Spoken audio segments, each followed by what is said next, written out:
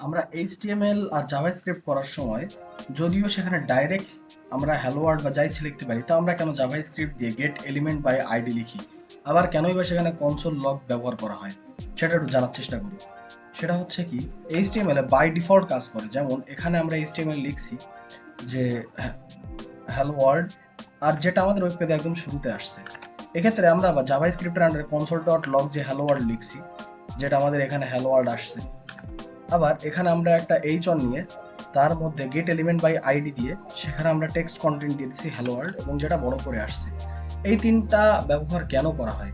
Mainly কনসোলে কোনো কিছু করা হয় ডিবাগিং এর জন্য, মাথায় রেখে যে আমরা কোনটা কোন লজিক করতেছি এবং সেই লজিক কিভাবে ফাংশন করছে সেইটা কনসোল দেখলেই বোঝা যায়।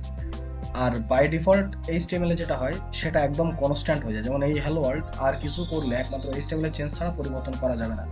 কিন্তু আমরা যে জিনিসটা জাভাস্ক্রিপ্টে করছি, যেমন এই হ্যালো ওয়ার্ল্ড, এটা আমরা বিভিন্ন রকম লজিক দিয়ে, ইফ এলস দিয়ে হোক বা লুপ দিয়ে হোক, আমরা এই লেখাটা বারবার চেঞ্জ করতে পারবো।